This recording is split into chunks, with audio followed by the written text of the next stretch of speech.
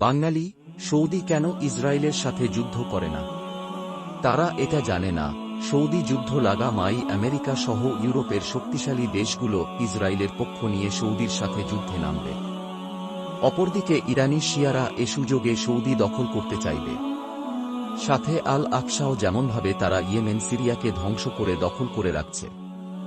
একটু চিন্তা করেন তো, ইরান এত লাফালাফি করার পরও ইসরায়েল আমেরিকা কেন তাদের সাথে সরাসরি যুদ্ধ লাগে না? এবার হয়তো কিছুটা বুঝতে পেরেছেন।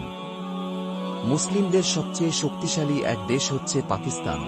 তারাও যদি সৌদির পক্ষ নিয়ে ইসরায়েলের বিপক্ষ যুদ্ধে নামে 1-0, তখন ভারত পাকিস্তানের বিপক্ষ নিয়ে তাদের উপর বড় ধরনের প্রভাব ফেলবে।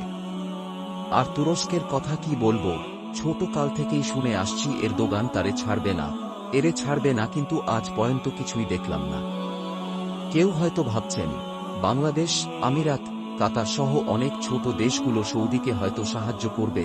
কই ভাই, এখনো তো ফিলিস্তিনিরা বিপদে, কই কেউ তো এগিয়ে যায়নি। আর গেলেও লাভ হবে, কারণ এখন যুদ্ধ আর 1 নয় 7-1 মতো হয় না।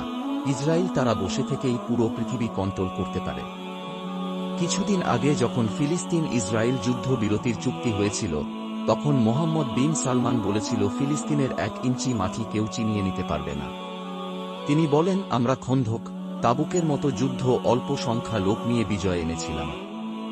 এমন বক্তব্যের বিপরীতে ইসরায়েলের প্রেসিডেন্ট নেতানিয়াহু বলেছিল, ফিলিস্তিনিদেরকে সৌদি মরুভূমিতে নিয়ে জায়গা দিয়ে নতুন রাষ্ট্র গঠন করলেই তো হয়।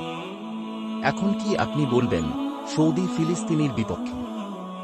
ইসরায়েল রাষ্ট্র গঠন করার সময় পুরো আরব দেশগুলো যখন ইসরায়েলের সাথে যুদ্ধ লেগেছিল, তখন ইসরায়েল একাই সবগুলো দেশকে নাকচুবানি খাওয়িয়েছিল।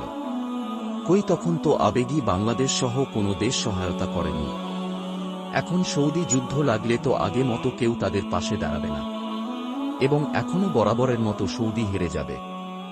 এয়াবৎকালে ফিলিস্তিনকে অর্থনৈতিকভাবে সৌদির উপর কেউ সহায়তা করেনি আমার জানামতে।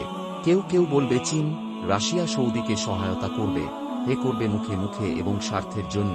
স্বার্থ ফুরিয়ে গেলে মাঝ নদীতে ফেলে চলে যাবে। বেধর্মীরা কখনো মুসলিমদের সাহায্য করেনি। যখন তাদের সাথে মুসলিমদের দ্বন্দ্ব হয়, তখন তারা সবাই এক হয়ে যায়।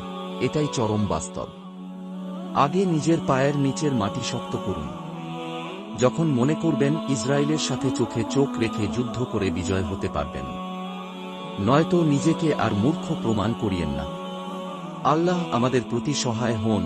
ফিলিস্তিনি ভাইদেরকে রক্ষা করুন।